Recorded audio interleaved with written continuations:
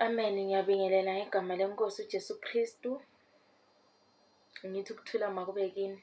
Namhlanje sengifikile futhi nesifundo esizongena kuso, isifundo sabantwana. Ngiyacela ukubana silayikhe futhi sikhomente, sishare njengoba nihlala nisenza nje. Ngiyabonga futhi ukuthi nisubscribe, nikhomente, niphinde nishare kanjalo nje. Ngoba lezi zinto ayisizo zabakhethekile, akusizo zethu kuphela esisikwamukele, kodwa kufanele sishare zaziwe nguye wonke umuntu ekhona ehamba emhlabeni, ngoba sonke singaba kaNkulunkulu njalo sonke sizoma phambi kwesihlalo sokwahlulela. Okhonzayo nongakhonzi, omaziyo uKristu nongamazi uKristu, yikho kubalulekile ukuthi wonke umuntu ezwe, ngoba kuthalela ivangeli liyokushunyayelwe umhlaba wonke ngaphambi kokuba uJesu ebuye. Kuyoshumayela bani mathina sihleli phansi singashumayeli? Ngiyacela bathanda ukuthi nishare, nishumayele futhi nikhomente la siphazamisa khona, futhi silungisisane, siqondisane, ngoba kusikho konke sikwaziyo. Khona la esigeja khona, kodwa omunye ebuye futhi alungise. Ngiyabonga kakhulu nokungibekezelela, nokungixhasa futhi ngedatha, ngoba yini elenza ukuthi umsebenzi kaNkulunkulu uhambe. Ngiyakuthokozela kakhulu la nixhasa khona. Ngegama leNkosi uJesu Kristu anengezele ngokwezicelo zenu, ngoba mina ngazi ukuthi nicelani, kodwa yena nguye oyaziyo ukuthi yini enifisayo. Nguye futhi ozodlala indima yakhe kini ngokuba yisandla sakhe, nikwazi ukuthumeka, nikwazi ukwenza ukuthi umsebenzi wakhe uqhubeke. Amen. Isifundo sethu sanamhlanje ngifisa ukuthi sikhulume ngokwenyuka kukaJesu. Njengalokhu uJesu kwafika isikhathi wazalwa, wahlala nathi, washumayeza kanjalo ehleli nabafundi bakhe. Sifunda lapho nathi okubhalwe khona. Kwafika isikhathi wabanjwa, wabethelwa, wafa, wambelwa, wavuka ngosuku lwesithathu. Esevukile ngosuku lwesithathu, wahlala elokhu evakashela abafundi bakhe, engena ephuma, ehleli nabo.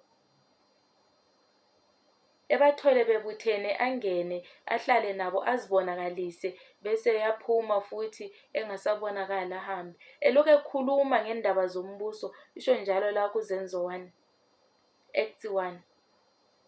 Uthi wayelokhu ekhuluma ngendaba zombuso kaNkulunkulu. Emva kalokho sehlale insuku eziwu-40 emva kokuvuka kwakhe, wenyukela ezulwini, wathathwa yifu lamnyusa wayezulwini.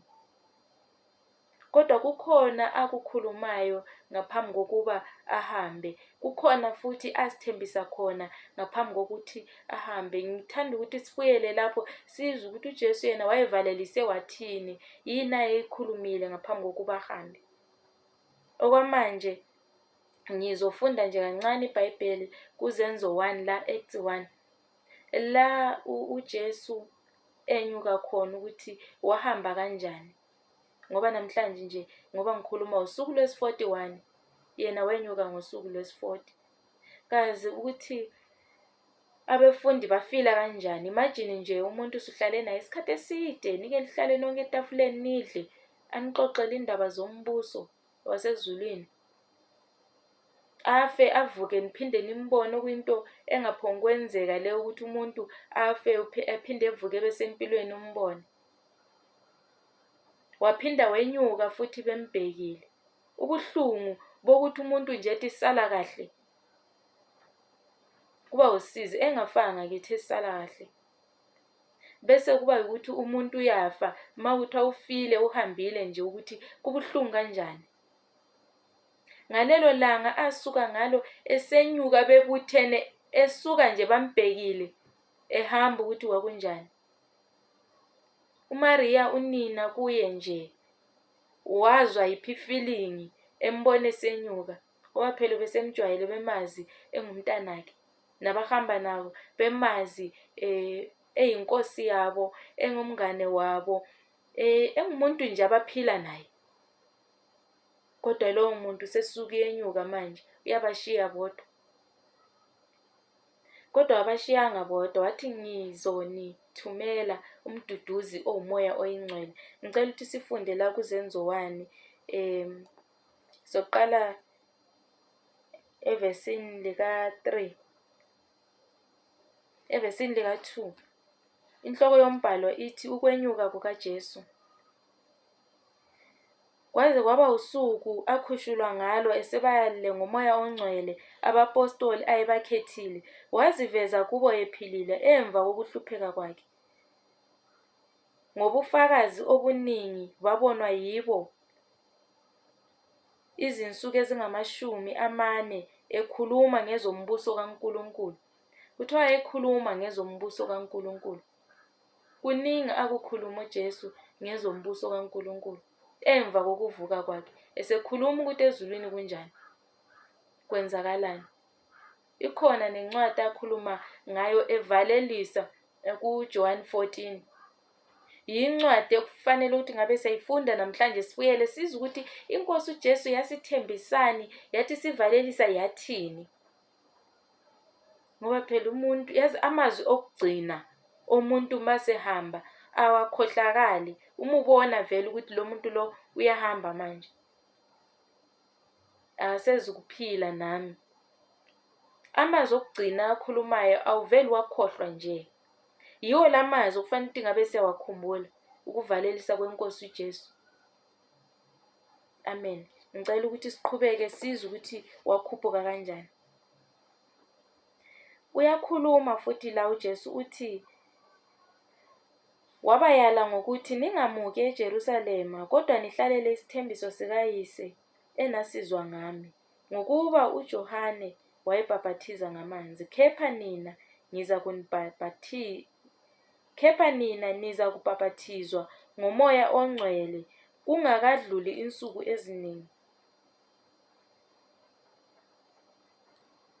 Wabathembisa ukuthi ngoba uJohane wayebhaphathiza ngamanzi, njengoba senza manje sishumayela ukuthi abashumayelayo sibatshela ngobhaphathizo ukuthi kufanele bezalwe ngokusha beyobhaphathizwa ngamanzi.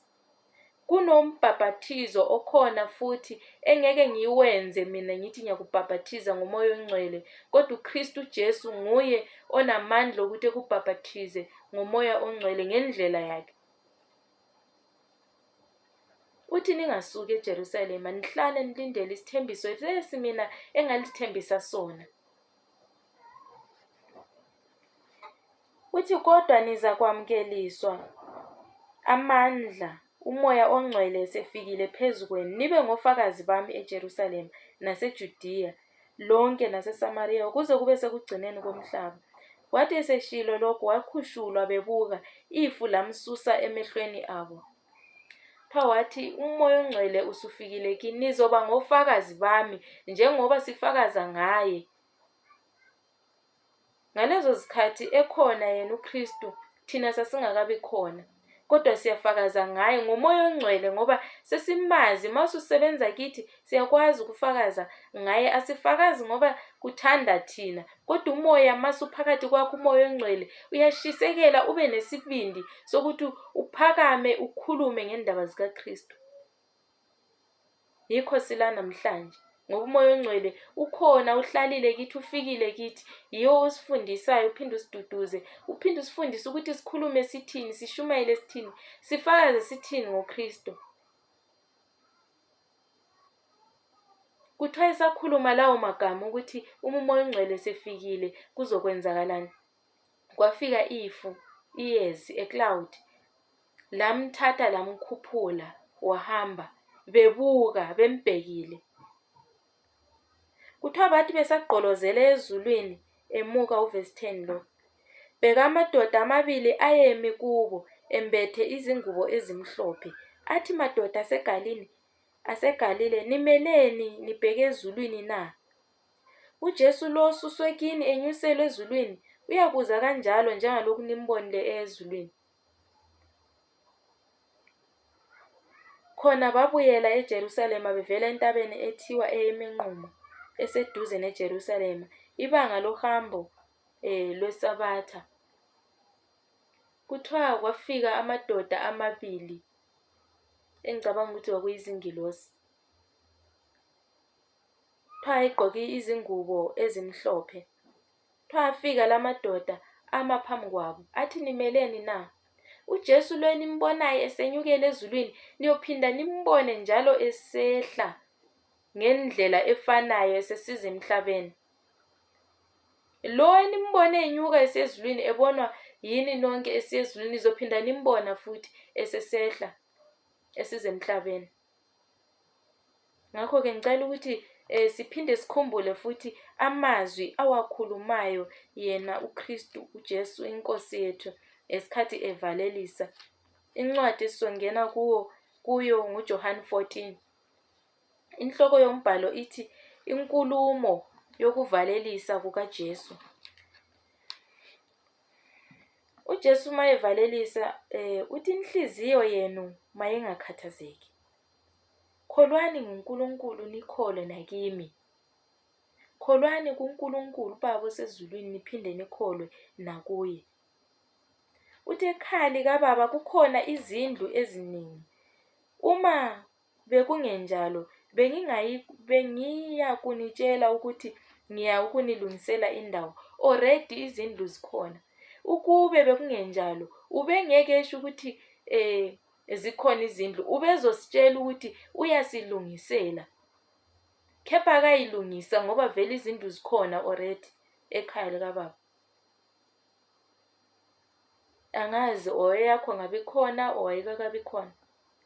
Kodwa uma usumamukela uJesu usindisiwe, obvious ikhona endlu yakho. Kuyafuneka yazi ukuthi uJesu uyamukelwa ngumuntu onjani?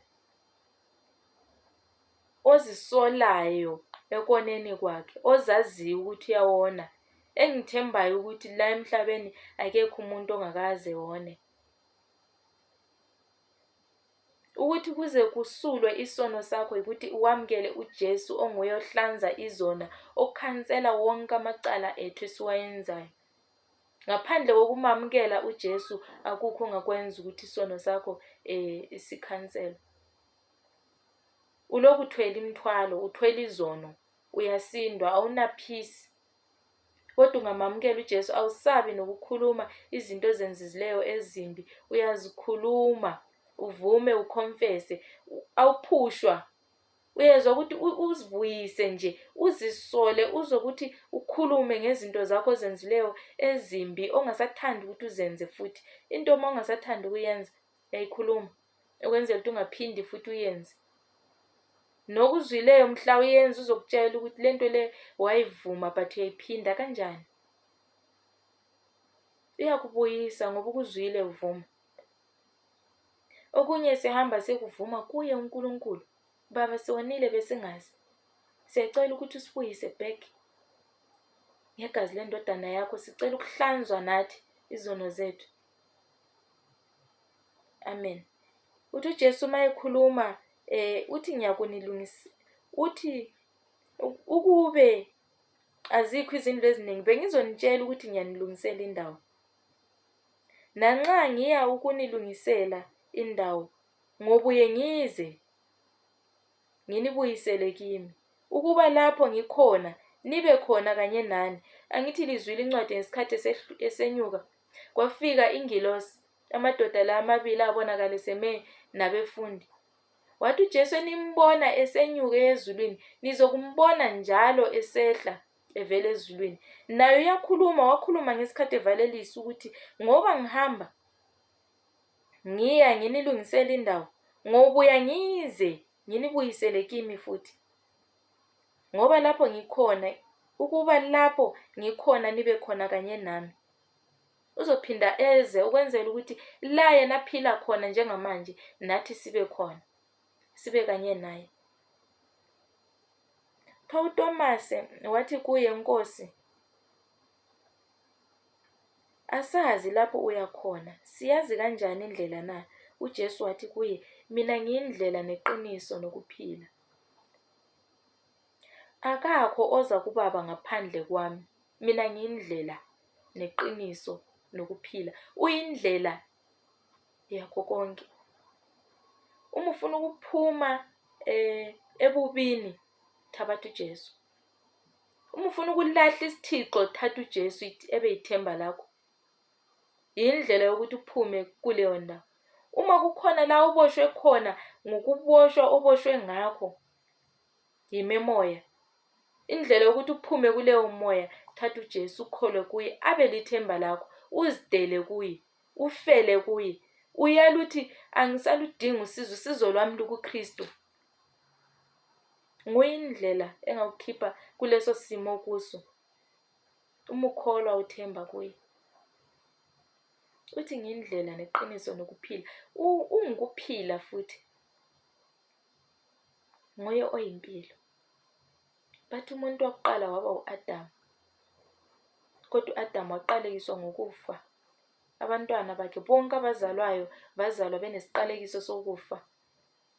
Kwaba nomuntu wesibili onguJesu oyikuphila.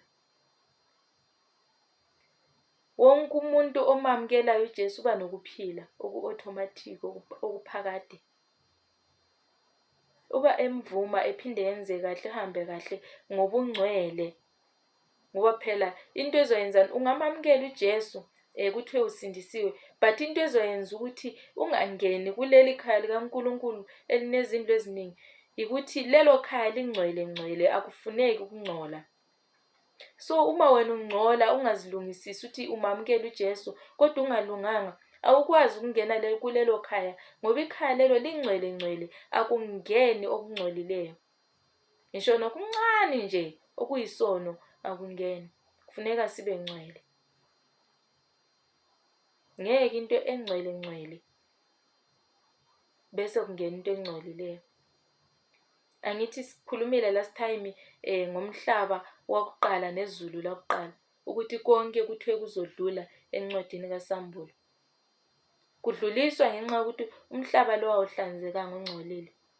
Kuzoyehliswa iJerusalema elisha elizoba umhlaba wethu la esiyophila khona. Esithi masikhuluma ngalo sithi izulu lesithathu.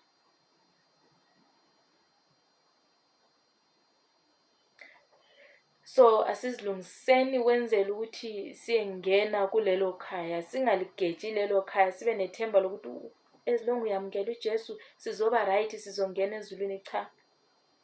Lelo zulu lingenwa ngumuntu ohlanzekileyo, ozihlambululeyo, njengoba yena ehlambulukile uJesu. Ngeke uhlale naye ehlambulukile wena ubungcolile. Ebe wakufela ukuthi umvume, mase umvumile zihlanzwe izono zakho.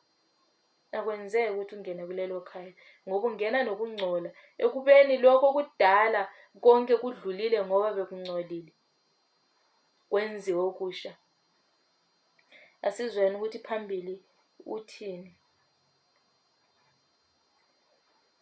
uJesu uthi uma beningazi mina, beniyakumazi noBaba. Kusukela manje niyamazi nimbonile. Oyazi uJesu uyazi uNkulunkulu uqobo lwakhe. Ophika uJesu kusho ukuthi akamazi uNkulunkulu. Ngeke ukwazi ukuvuma uNkulunkulu ubungavumi uJesu. Kusho ukuthi uNkulunkulu omvumayo urong ngoba uNkulunkulu umdali wezulu nomhlaba nguye futhi uyise wendodana uJesu Kristu. Nguye futhi esimkhonzayo, esimkhulekayo owasho wathi simthande yena uJehova ngenhliziyo yakhe, ngenhliziyo yethu yonke nangomoya wethu wonke. So uthi omaziyo, omvumileyo yena uKristu umvumile kanye noBaba. Philippi wathi kuye, Nkosi sikhombise uyihlo kusanele. uJesu wathi kuye, isikhathi esingaka nginani awukangazi Philippi na? Ongibonile mina umbonile uBaba. Usho kanjani ukuthi sikhombise uyihlo na? Awukholwa ngokuthi mina ngikuBaba noBaba ukimi na? Amazwi engiwakhuluma mina kini angiwakhulumi ngokwami, kepha uBaba ohlezi kimi wenza imisebenzi yakhe. Kholwani yimi ukuthi ngikuBaba noBaba ukimi. Uma kungenjalo, kholwani ngenxa yemisebenzi. Kholwani ngenxa yemisebenzi maningakholwa ukuthi uKristu kuBaba. Nami ngoba ngikhuluma maningakholwa, kholwani ngenxa yemisebenzi. Kuyize ukuthi ngikhulume kanje kodwa ngibe ngingenzi. Fanele lento le ngikhulumayo ngibe ngiyenza nami. Kholwani ukuthi ngoba ngikhuluma kanje ngisetshenziswa umoya ongcwele lo owathunyelwayo nguKristu. Sengabhaphathizwa ngumoya ongcwele. Ukuthi nibone ukuthi ngibhaphathiziwe ngumoya ongcwele, fanele nibone ngemisebenzi ngokwenza. Uthi ngiqinisile ngithi kini, okholwa yimi imisebenzi engiyenzileyo, mina naye uyakuyenza emikhulu kunale. Uyakuyenza ngokuba mina ngiya kuBaba. Noma yini eniyakucela egameni lami, ngiyakukwenza ukuba uBaba akhazimuliswe endodaneni. Uma nicela utho kimi egameni lami, ngolwenza. Uma ningithanda niyakugcina imiyalo yami. Kukho konke lokho asokukhulumile. Uma nimthanda nizokwenza, nizokugcina futhi. Uthi ngiyakucela kuBaba aniphe omunye umduduzi wokuba ahlale kini phakade, umoya weqiniso. Izwe elingeke limamukele ngokuba lingamboni, lingamazi. Nina niyamazi yena ngokuba uhlala nani, uyakuba kini. Angiyi kunishiya niyintandane, ngiyeza kini. Kuseyisikhashana izwe lingasangiboni, kepha niyangibona nina. Ngokuba ngiphila mina nani niza kuphila. Ngokuba ngiphila mina nani nizokuphila. Uyasho ukuthi ngizonithumela umduduzi ozoba umoya ongcwele, umoya weqiniso. Izwe elingeke limamukele. Ngicela nizwe kahle kuleyo part yokuthi izwe elingeke limamukele. Ngoba into ezenzakalayo ezweni esikhathini esiningi ziyaphambana nomoya ongcwele. Ziyaphambana nokudala kukaKristu. Ngathi sesibuswa umoya wesilo lokho okukhulunywa ngayo kuthiwa isilo kuzofika isikhathi sibuse sizobe sesihlela imithetho ephambeneyo nekaNkulunkulu. Leyo mthetho yabiphambene noKristu, okuyiyo esiphila kiyo right now. Senza izinto eziphambeneyo noKristu. Uyakhuluma uKristu uthi lo moya ongcwele izwe angeke limamukele.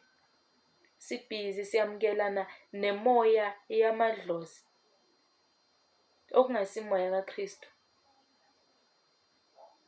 Siyamukela imoya yamadlozi engasimoya kaKristu. Ngiyacela ngoba ngirekhoda namhlanje, sengiyenzile enye i-episode kaKota to Media. Ngiyacabanga ukuthi isihloko sakhona noma ingakangeni, but isihloko sakhona ngiyacabanga ukuthi kuzoba nokuthi familiar spirit, amadlozi, ngoba ngakhuluma ngazo lezi zinto ukuthi wazi ukuthi yini idlozi, kwenzakalani ngedlozi. Ukwenzela ukuthi umoya onjalo ungawamukeli ngoba umoya oyiqili kakhulu. Akusibo abakini abafayo, akusiyini. But leyo moya yiyo esiyamukelayo. Siyenza ukuthi ngiyakithi ibingasiyakithi. Ngicacile kakhulu kaKota to Media lapha ku-episode ezongena mhlambe emva kwale. Ngicela uyi-check uzoyithola. So bathandwa, sikhumbuleni ukuthi uJesu utheni. Umoya ongcwele lo ngeke uyamukele yizwe, asiwamukeleni. Sihlale nathi sibe kuleyo mood ukuthi ngoba sebatshela ukuthi nizothumela umoya ongcwele, nalabo abangakawamukeli umoya ongcwele sibatshele ukuthi uJesu wathembisa abafundi ukuthi bazothunyelwa umoya ongcwele. Mase benomoya ongcwele bazoba nesibindi, bekwazi ukuyoshumayela, befakaze ngoJesu. Mase befakazile ngoJesu, kulabo abaphendukayo futhi nabo bazowuthola umoya ongcwele, bebhaphathizwe egameni likaJesu Kristu, bebe nawo umoya ongcwele, bephakame futhi nabo befakaze njengoba sisenza kanje. So asihlaleni kuleyo mood leyo ukuthi silindile nje, sibe njengabefundi ukuthi ngaleso sikhathi belinde umoya ongcwele kazi babenjani. Uma ufundi siya phambili lencwadi kaZenzo 1 uthi babeqinisela bekhuleka bendawonye, okusho khona ukuthi kwakungekho lula kodwa babeqinisela bekhuleka bendawonye. Kwaze kwaba umoya ongcwele uyafika kibo. Usufikile umoya ongcwele, bakhuluma ngezindimi ezintsha. Izindimi ezazivutha umlilo. zibonakala ingathi ngumlilo, zivutha. Baqala ukukhuluma ngezinye izilimo ukuthi abanye abantu ababekhona lapha babethi badakiwe laba bantu. Kodwa uPetrus egcwele umoya ongcwele waphakama wathi cha, abadakwanga laba bantu. Yikho lo wakhulunywa encwadini kaJoel ukuthi abanye bazophupha amaphupho, abanye bebona imibono, abanye beprofethi. Yikho kusehla lezi ndimi manje, kwehla umoya ongcwele, bagcwaliswe umoya ongcwele. Waqala ukushumayela uPetro, eshumayela ngamandla, senesibindi, esegcwele umoya ongcwele. So kuneziphiwo zikamoya, ngizofundisa futhi ngazo, ngizokhuluma ngazo. Kuneziphiwo zikamoya bese kuba nezithelo zikamoya. So umoya ongcwele uyakwazi ukuthi wehle, yebo, ukhulume ngezilimi, ngezindimi ezinje. Kodwa uyakwazi futhi ukuthi ukwehlisele isiphiwo, kube nesiphiwo esihlalayo esikamoya ongcwele, noma ngesokushumayela or ngesokuhlabelela or ngesokuprofetha. Ziningi nje iziphiwo zikamoya ezikhona ezomusa. uPaul ukhulumile kakhulu encwadini azilobayo, iziphiwo zomusa ezikamoya oyingcwele, ezibonakalayo. Sibona umuntu uyaprofetha, sibona umuntu uyashumayela, sibona umuntu uyavangela, sibona umuntu, iziphiwo zikamoya oyingcwele. Akusho ukuthi sonke mase siyamkele umoya ongcwele sizovangela, sishumayele, siprofethi. Ngenzela ukuthi kukucacele kahle nawe uhleli lapho okhona. Into ezoyenzeka mase kwamukela umoya ongcwele, kukhona izithelo zikamoya. Ngicela ukuthi ngene kuyo nje le ncwadi kwabaseGalatiya 5. NgoGalatiya 5 lana. Inhloko yombhalo kuvesi 13 la ithi imisebenzi yenyama nezithelo zikamoya. So kunemisebenzi yenyama eyenziwa umuntu uma esenyameni engamazi uKristu, bese kuba umuntu uma engasindiswanga, enziwa ngumuntu uma engasindiswanga. Bese kuba nezithelo zikamoya ezenziwa ngumuntu uma esekuKristu, esemazi uKristu. Ngizovele ngifunde ngokushesha, isikhathi sami lana sesengishayile kakhulu. Izithelo zikamoya iqala kuvesi 22 la. Ithi kepha izithelo zikamoya ziluthando, nokujabula, nokuthula, nokubekezela, nobubele, nobuvi, nokukholeka, nobumnene, nokuzithiba. Akukho mthetho omelana nokunjalo. Kepha abakaKristu Jesu babethele esiphambanweni inyama kanye nokuhugeka nezinkanuko. Uma siphila ngomoya, masihambe futhi ngomoya. Masingafuni udumo oluze, siqalana sifelane umhawu. Amen. Nisesizwile ukuthi izithelo zikamoya yiziphi. Umuntu masehlelwe ngumoya ongcwele uyatshintsha. Utshintsha i-character yakhe yonke nje, iyatshintsha. Abe ngumuntu onothando, umuntu onomusa, umuntu ozithibayo, umuntu othobekileyo, umuntu obekezelayo, umuntu onephisi nje, ongathanda umsindo, umuntu ongazihlanganisi nokubi, umuntu onokujabula, othanda abantu bejabulile, umuntu onobubele, umuntu okholekayo nje, ongambona umkholo ukuthi yabona lo ngumuntu. Uba nobuntu, umoya ongcwele usihleli kuwo. Bese kusiba khona imisebenzi yenyama kuvesi 19 lapha. Iyasho ukuthi kepha imisebenzi yenyama isobala, engukuthi ubufebe, nokungcola, namanyala, nokukhonza izithombe, nokuthakatha, nobutha, nokulwa, nomona, nokuthukuthela, nokubanga, nokwalana, nokwahlukana, nomhawu, nokudakwa, nokuxokozela, nokunjalo engandulela ukunitshela ngakho, ngokuba senganitshela ukuthi abenza okunje abayikulidla ifa lombuso kaNkulunkulu, izithelo zenyama. Uma usenza lokho esengikubalile manje from verse 19, Galatiya 5 verse 19, ubufebe, ukukhonza izithombe, ukuthakatha, nobutha, nokulwa, kusho ukuthi umoya ongcwele awukho kuwo. noma ungathi usumamukela uKristu uyamazi usindisiwe, as long as usasenomona usalwa usaxabana, umoya ongcwele awukho kuwe. Umoya ongcwele masukuwe uyabekezela, uyathobeka, uba nenhliziyo enhle, inhliziyo ehlanzekileyo, ube mnene, uzithibe ekwenzeni okubi, uzomesaba uNkulunkulu, unalento ewuthanda ukuthi awufuni ukona, awufuni ukwenza into embi ngenxa yokuthi ihlukumeza abanye abantu. Kodwa uma usahamba kwenyama awumayindi ukuthi ungayenza noma yini. Abanye abantu bayakhonza kodwa basahamba ngokwenyama ukuthi akanandaba ukuthi omunye umuntu ufila kanjani, akanandaba nokuhlukumeza omunye umuntu. Hamba ngenyama, thabathani umoya ongcwele, liwunxuse uhlale kini, uzobonakala ngezithelo zikamoya. Phela abantu bacabanga ukuthi umoya ongcwele masukhona kubonakala ngokuprofetha, ngokushumayela, ukuvangela, ukwenza nje ezinye izinto ezibonakalayo ebantwini ukuthi la uqhutshwa umoya ongcwele. Kukhona okwenzekayo ngaphakathi kuwe, uzizwe ufila umoya ongcwele, ufila ipeace, ufila uthando. Ungabi nenhliziyo embi, ungabi nomona, awusabi nawo uma umoya ongcwele usuhleli kuwe. So unanzelele, uaccepte futhi masufikile, ungawucunuli umoya ongcwele, ungaphikisani nawo, ubekezelele uhlale nawo.